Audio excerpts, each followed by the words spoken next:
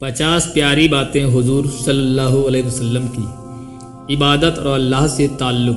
اللہ کے علاوہ کسی اور سے مت ڈرو، نیت کے بنا کوئی عمل قبول نہیں ہوتا۔ سب سے اچھا انسان وہ ہے جس کا دل صاف ہو۔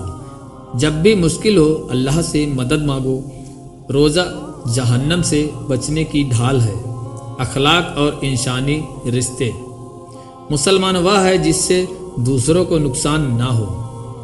بڑوں کی عزت کرو، چھوٹوں سے پیار کرو، کسی کا مذاق مت اڑاؤ، اپنے بھائی کے لیے وہی چاہو جو اپنے لیے چاہتے ہو۔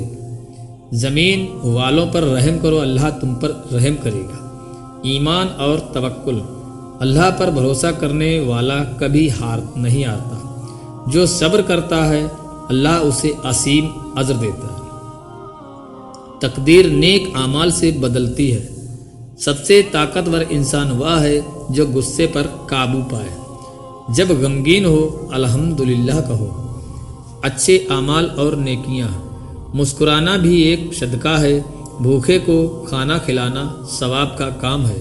ہر اچھی بات صدقہ ہے۔ سب سے افضل عمل ہے کسی کو خوشی دیکھنا۔ صدقہ دینے سے مال میں برکت ہوتی ہے۔ غصہ اور صبر۔ سب سے طاقتور وہ ہے جو غصے کو پی جائے۔ صبر آدھا ایمان ہے۔ غصہ آئے تو اللہ سے پناہ مانگو۔ صبر کرنے والوں کو بے پناہ اجر ملے گا۔ جھگڑے سے بچو، شیطان دور رہے گا۔ گھر گرہستی اور شادی۔ سب سے اچھا وہ ہے جو اپنے گھر والوں کے لیے سب سے اچھا ہو۔ ماں کے قدموں کے نیچے جنت ہے۔ نکاح آسان بناؤ، حلال کو مشکل مت کرو۔ بیوی اور شوہر ایک دوسرے کے لیے رحمت ہے۔ بچوں کو اچھے نام اور اچھی تعلیم دو۔ روزگار اور حلال کمائی۔ حلال کمائی سب سے پاک چیز ہے۔ سچا بیاپاری جنت میں نبیوں کے ساتھ ہوگا۔ محنت سے کمانے والا اللہ کا دوست ہے۔ کسی کا حق مت مارو، قیامت میں حساب ہوگا۔ تول میں بے ایمانی مت کرو، اللہ ناپسند کرتا ہے۔ معافی اور انصاف۔ جو معاف کرتا ہے اللہ اسے اونچا کر دیتا ہے۔ انصاف کرو، اللہ بھی تمہارے ساتھ انصاف کرے گا۔ بے گناہ پر الزام مت لگاؤ، ظلم کرنے والا قیامت میں حساب دے گا۔ سب سے برا انسان وہ ہے جس سے لوگ ڈریں۔ سواستھ اور تندرستی۔ تندرستی اللہ کی سب سے بڑی نعمت ہے۔ کھانے سے پہلے اور بعد میں ہاتھ دھونا برکت لاتا ہے۔ حد سے زیادہ کھانا بیماریوں کی جڑ ہے۔